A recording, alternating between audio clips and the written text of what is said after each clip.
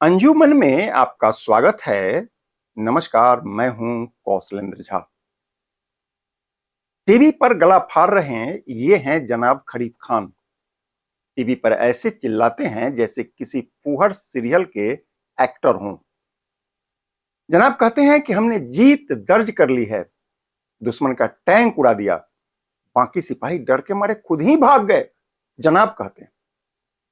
किसी ने पूछा, जनाब आपके पास सबूत क्या है? जनाब ने तपाक से उत्तर दिया, हमारे फोटोशॉप विभाग आपको सबूत दिखा देगा।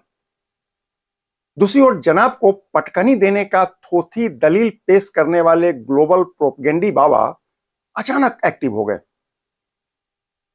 ट्विटर स्पेस के हवाले से जुबानी बुलडोजर स्ट्राइक कर दिया।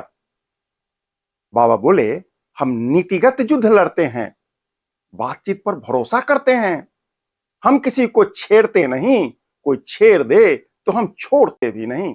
इन तमाम बयानवीरों की जुबानी तीर से गदगद होने वाले बत्सल आजकल बहुत कंफ्यूज हैं। पूछते हैं, भाई ये गहराई है या गटर? उत्साह में बोल तो दिया, अब डर सताने लगा है। डर इस बात का कि कहीं भाषा की फांसी बात पर बाबा को गुस्सा आ गया तो क्या होगा? जाहिर है गद्दार होने का ठप्पा लग जाएगा, सलाखों में ठूंस दिया जाएगा, ट्रोलिंग होगी और क्या।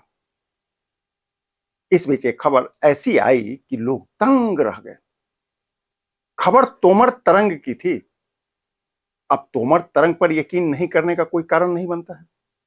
बताया जा रहा था कि सरहद पर हमारे जवान मजबूती से डटे हैं, मोर्चाबंदी ऐसी कि दुश्मन अपना पोस्ट छोड़कर झंडा उल्टा करके भाग रहा है। यह खबर सुकून देने वाली थी। उधर तोमर तरंग पर भी उछल कूद शुरू हो चुका था। अभी सुरूर चढ़ने को ही था कि एक और खबर आ गई, वह भी फुल ब्रेकिंग अंदाज में। हमारी सेना ने दुश्मन के 3 पोस्ट नष्ट कर दिए। अल्फाजों में उछाल ऐसा मानो सेना ने नहीं बल्कि इसी भाई साहब ने तोप चला दिया हो। उत्साह में बोल तो दिया, अब अंतरराष्ट्रीय छवि की चिंता सताने लगी। भाई साहब ने सुर बदला, गोली से रोटी पर आ गया। कहने लगे, दुश्मन भिखारी है, कर्जा लेकर सरहद पर कितने रोज तक टिकेगा। इतने में खबर आई कि दुश्मन ने सीज फायर की गुहार लगा दी है।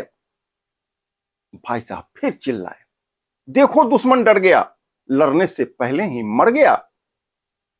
शाम होते ही तस्वीर फिर से बदल गई। हुआ ये कि भीख मिलते ही बंदूक लेकर भिखारी फिर से सरहद पर आ गया।